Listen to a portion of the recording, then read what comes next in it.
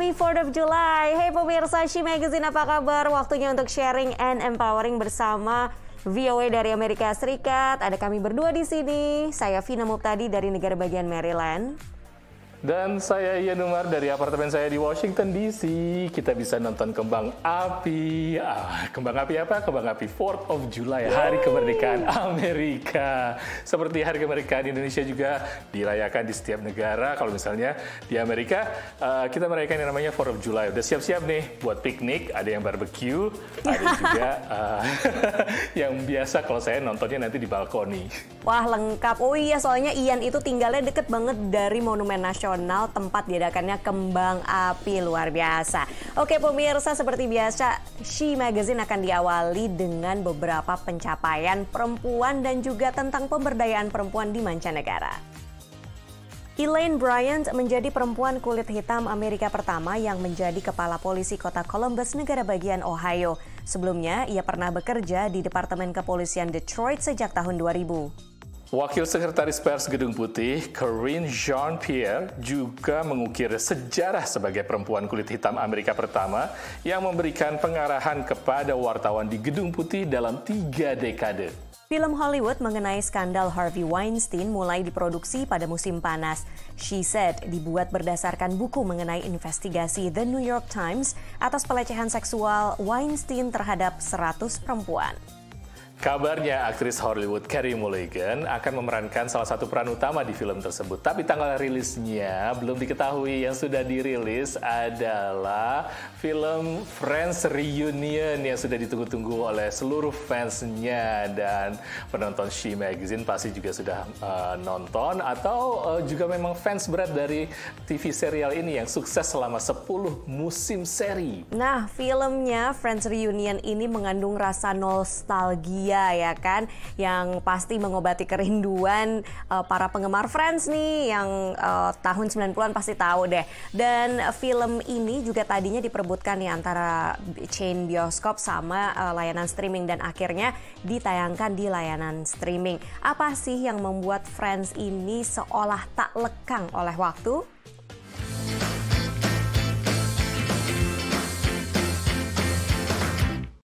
Remember our marks? Do you remember what color? Reuni Friends di layanan streaming HBO Max kembali mempopulerkan serial komedi TV yang pertama tayang pada 1994 tersebut. It really reminds me of the 25th anniversary, which was only like a year and a half ago, but it's everywhere. Everybody's talking about Friends. Everybody loves it. The Friends Experience adalah pameran pop-up yang menghadirkan apartemen tokoh serial Friends dan juga tempat nongkrong favorit mereka, Central Perk, bagi para fans. Really excited that I got to be here. When I went into the hallway, I felt like I was really in the apartment. When I went to Central Perk, I felt like, oh my God, I'm finally here. Like I felt like I was there. Tahun ini pameran hadir di Chicago, Atlanta, dan tentunya New York, lokasi asli serial ini. We sold out Chicago, we're sold out in New York this weekend. Everybody is incredibly excited. I'm on a ton of, social media groups that are Friends fans specific all night long. Reuni Friends juga meningkatkan minat berfoto di depan gedung di New York yang menampilkan tampak keluar gedung apartemen tokoh-tokoh utamanya, Phoebe, Monica, Rachel, serta Joey dan Chandler. I watch Friends a lot in TV in Brazil, so I watched all TV shows entire 10 years. It means a lot to me to be here. I don't know, it's kind of weird to be in a place when you sit for so long in TV. Bagi banyak fansnya, Friends bukan sekedar komedi situasi. Friends has been everything to me. Friends has kept me sane somehow. During, dark time, dealing with cancer and stuff. So Friends is just great show. There's no other show like it. So this building right here is just like, oh my gosh, it's like my second home. Pengamat media juga mencermati sukses fenomenal Friends juga tak lepas dari diangkatnya isu-isu yang tak banyak diangkat pada masa tersebut. Remember, they sort of pushed the line, and they famously had a gay marriage in the early seasons. It turned out that Chandler always referred to his gay father, who then turned out to be a trans woman, which today seems transphobic to us, but at the time people found funny. So it was sort of pushing the envelope, but not really hard, and not in a way that really made people really uncomfortable. I think people by the 90s were ready for that. Friends juga dituding kurang mencerminkan keragaman etnis kota New York. Actually, in its day, it was a little bit more inclusive than you think. I mean, Ross had an Asian American girlfriend, then he had a black girlfriend. That was about the extent of it. But it was as if, for many critics, it was as if the Friends lived in an all-white city. Kritikan serupa juga ditujukan pada sejumlah komedi situasi lain, termasuk Sex and the City yang juga bakal dihidupkan kembali di HBO Max. Berbeda dengan reuni Friends, serial baru Sex and the City menghidupkan kembali 3 tokoh utama lama dalam kisah baru yang dikabarkan juga melibatkan tokoh-tokoh baru keturunan Amerika Latin dan berkulit hitam. Pada penayangan perdananya 27 Mei, Friends The Reunion disaksikan sekitar 29% seluruh rumah tangga di Amerika Serikat yang memiliki layanan streaming, menurut pantauan T-Vision. Dan pada saat yang sama ini merupakan angka yang cukup tinggi karena sebagai perbandingan, penayangan perdana Wonder Woman 1984 misalnya pada Desember disaksikan sekitar 32% penonton streaming. Setiap ada pengunjung yang baru pertama kali ke kota New York dan pengunjung itu adalah seorang penggemar berat Friends, pasti deh datang ke salah satu pojokan jalan dengan latar belakang apartemen Friends ya, terus ngambil selfie di situ. Ya, jangan dicari ya, tapi coffee shopnya Central Park, karena nggak ada yang namanya Central Park di kota New York. Tapi ada untuk tempat foto-fotonya di tempat studio khusus. Oke, pemirsa, masih banyak cerita-cerita lainnya hanya di She Magazine.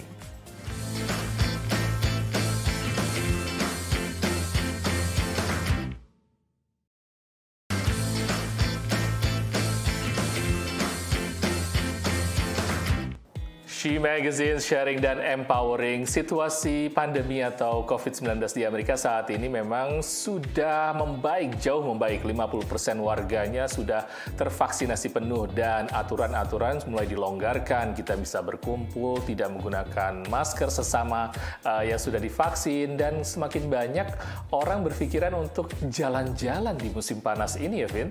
Apalagi karena di musim panas ini banyak banget tanggal merahnya. Penting kan buat orang yang bekerja.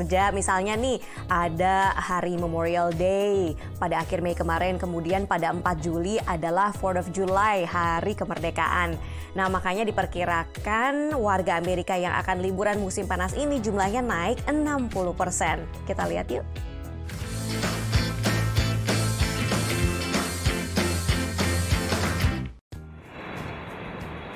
Memakai pesawat, mobil, dan kapal pesiar. Dengan 38% lebih warga Amerika telah divaksin penuh terhadap COVID, mereka kembali merencanakan perjalanan pada musim panas ini. Seperti banyak warga lain, David Bain dan keluarganya menghabiskan 14 bulan terakhir karantina di rumah. Setelah mendapatkan dosis kedua vaksin COVID, David membuat banyak rencana liburan untuk musim panas ini. We're considering more than just the sort of trips that we can drive to. We're considering places we can fly to, like the Selva Verde Lodge in Costa Rica, or just north of Barcelona. Menurut Biro Perjalanan, banyak warga Amerika membuat rencana serupa.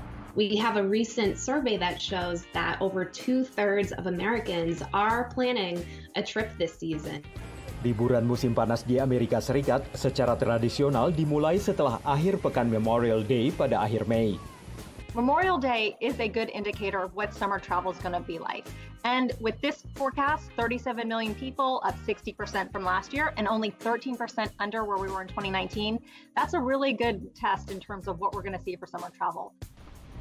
Banyak warga Amerika akan berwisata di dalam negeri, menuju banyak pantai dan taman nasional. Mobil tetap menjadi alat transportasi paling populer. 50% lebih warga Amerika merencanakan perjalanan jauh dengan mobil, menurut Asosiasi Permobilan Amerika AAA.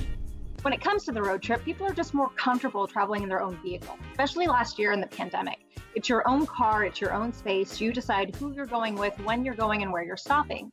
Semakin banyak keluarga yang membawa hewan peliharaan dalam perjalanan. Banyak hewan peliharaan ini diadopsi saat karantina COVID tahun lalu. Dampak pandemi ikut menentukan dengan siapa warga Amerika bepergian. We used to see multi-generational travel where grandparents were traveling with grandparents and grandkids, but now we're seeing entire families travel together because they're able to finally come together and almost have these family reunions, but through travel. Pelancong yang paling bersemangat pada musim panas ini adalah lansia. Mereka siap ke luar negeri, membeli tiket pesawat atau naik kapal pesiar. 95% of them said that they would travel once they were vaccinated. They didn't spend anything on travel for more than a year. And so now they have the budget to spend. They're eager to do so. Meningkatnya jumlah warga yang ingin bepergian menyebabkan harga tiket pesawat dan tarif hotel ikut melonjak. Tapi sebagian besar wisatawan tampak tidak terlalu terpengaruh oleh kenaikan ini. Karena setahun tanpa liburan telah membuat banyak orang bersedia mengambil sikap berbeda demi bisa menikmati perjalanan liburan. Dari Arlington, Virginia, saya Helmi Yohanes dan tim VOA. Momen 4 of July, hari kemerdekaan itu kan hari libur nasional di Amerika Serikat. Jadi dimanfaatkan sama banyak orang untuk berkumpul, bertemu keluarga, rekan, sahabat, dan lain-lain. Mereka juga semakin percaya diri untuk bertemu tatap muka. Kenapa? Karena kasus-kasus COVID di Amerika ini sudah mulai terkendali seiring dengan tingkat vaksinasi yang sangat tinggi. Kalau nggak salah udah 50% lebih fully vaccinated ya, Nia? Ya, benar sekali. Kalau misalnya tingkat nasional memang sudah melewati angka 50%. Tapi kalau dibandingkan antara negara bagian, ada yang 50%, ada yang 70%, tapi ada juga yang 30%. Nah, ketimpangan ini yang dikhawatirkan akan ada lonjakan kasus baru di tengah penelitian yang juga dilakukan. Mulai ada penelitian atau pencobaan untuk melakukan vaksinasi anak-anak usia di bawah 12 tahun.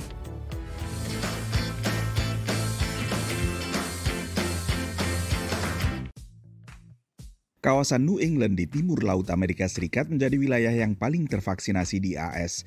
Memasuki Juni, lebih dari 60% warga di ke-6 negara bagian New England telah mendapatkan sedikitnya 1 dosis vaksin COVID. Case counts have gone down. We've been able to resume normal operations, which has really been refreshing.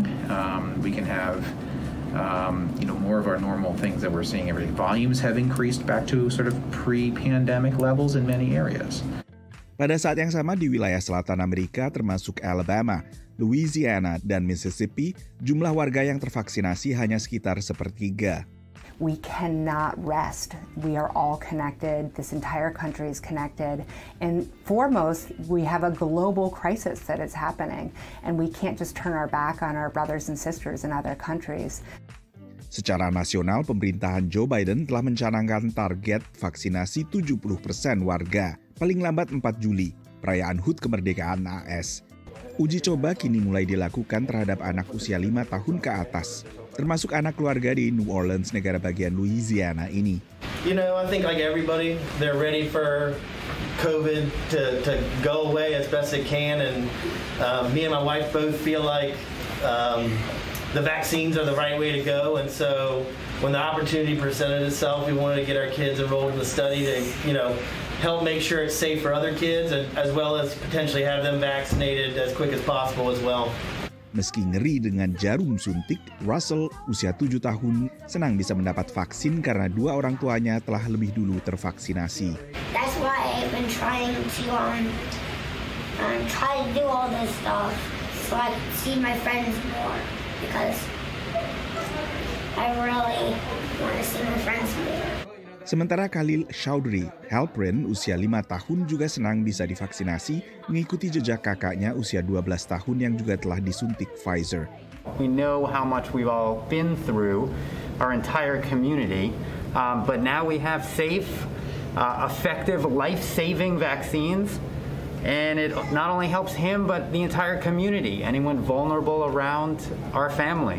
Uji coba vaksin Pfizer untuk anak usia 5 hingga 11 tahun juga berlangsung di 26 negara bagian lainnya, daerah khusus ibu kota AS dan negara lain seperti Finlandia, Polandia, serta Spanyol. Dari Washington DC, Nova Purwadi, VOA. Berita tadi tentunya membawa angin segar ya buat para orang tua yang punya anak di bawah usia 12 tahun. Saya juga punya putri usia 9 tahun yang sebenarnya ya takut sama jarum suntik, biasa kan, yang namanya juga anak-anak kan.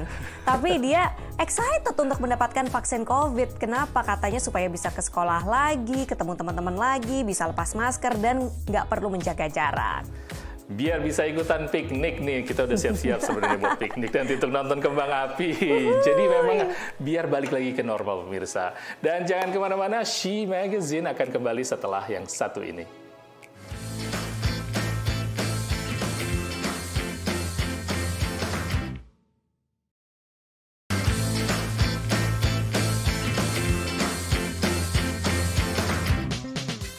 Hey, kita masih sharing and empowering hanya di She Magazine.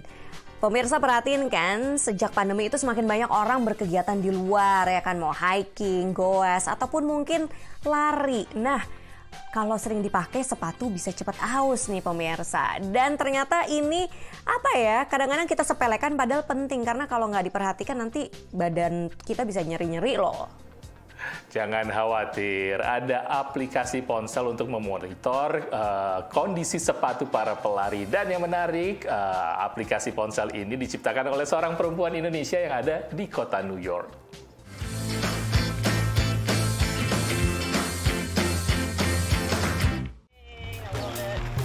Pernah merasa sakit dan nyeri di sekitar tulang kering atau lutut? Kemungkinan karena sepatu yang dipakai sudah harus diganti. Seperti pengalaman Bridget Fox, pelari di Silver Spring, Maryland. And I used to do it every 6 to 8 months, and I didn't pay attention to the mileage. And then I started having injuries. Ini dibenarkan Kelly Scherf dari toko sepatu R&J Sport di Rockville, Maryland. One of the ways you can also tell when your footwear is wearing out is by like the aches and pains in your body. And what we're seeing a lot, especially this year with the pandemic, is we're seeing people are using their running shoes all day long. Pertanyaannya, berapa kilometerkah sepasang sepatu dapat dipakai berlari sebelum harus diganti? I think safely you go 300 to 400 miles for a pair of shoes. Sejumlah aplikasi lari memiliki fitur untuk memantau jarak pakai sepatu karena memang tak mudah juga memperkirakannya secara manual. Namun, Lulumus mengalami masalah dengan aplikasi lari yang dipakai karena ia memiliki beberapa pasang sepatu. Well, I want something that it's easy to use.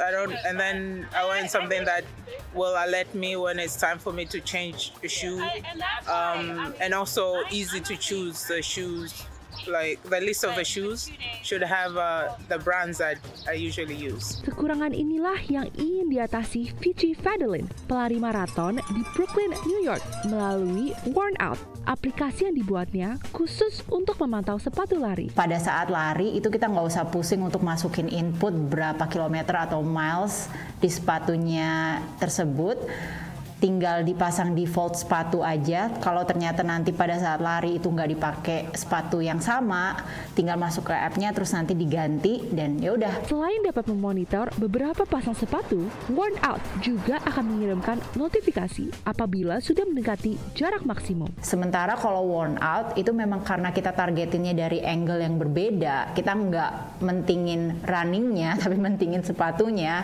Jadi pada saat app itu dibuka kita bisa lihat nih shoe trackingnya itu berapa miles untuk spesifik masing-masing sepatu gitu. Dan selain itu juga Worn Out bakalan ngirim notifikasi kalau misalkan sepatu itu udah mencapai maximum miles. Tapi dengan sepatu yang kini semakin ringan, semakin cepat pula menjadi rusak. The reason is because when you go out and you run for 4 hours or you run for 3 hours, you're compressing that midsole for 3 to 4 hours. Selain itu, Kelly juga mengingatkan pentingnya mencari sepatu yang sesuai bentuk kaki dan cara berlari serta tepat ukuran. And as you age, your feet grow. So when you were once a 7, now you could be an 8. And so we like to consider all of those factors. So it's pretty important. Dari Rockville, Maryland, dan Brooklyn, New York, Audrey Utoyo dan Nia Iman Santoso, VOA. Kalau pelari serius memang gitu, harus dimonitor kondisi sepatunya biar itu penting sekali buat kesehatan dan juga keamanan kayaknya. Bicara soal keamanan pemirsa, kita geser dikit ya. Jadi di Amerika Serikat ini ada seorang perempuan yang sharing tentang pengalamannya sebagai jurnalis. Dia ini mengikuti sebuah latihan di negara bagian Georgia. Tujuannya untuk mengatasi kesalahpahaman antara jurnalis yang bekerja di lapangan dengan polisi yang bertugas ini dalam keadaan rawan. Gimana caranya supaya potensi-potensi kekerasan itu bisa dikurangi?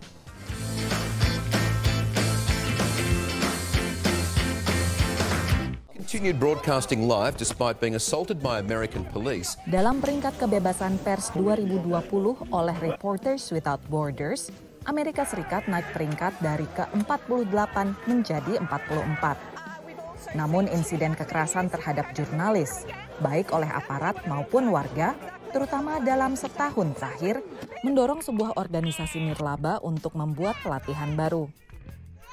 What we have here is a protest situation where police are needing to diffuse the protesters. They're entering an area where they shouldn't, or things are starting to get violent and they need to. It's no longer peaceful. I'm here live on the scene of a protest. Charlotte tampil dalam video training ini sebagai reporter yang bertugas di depan pengunjuk rasa yang mulai bentrok dengan polisi.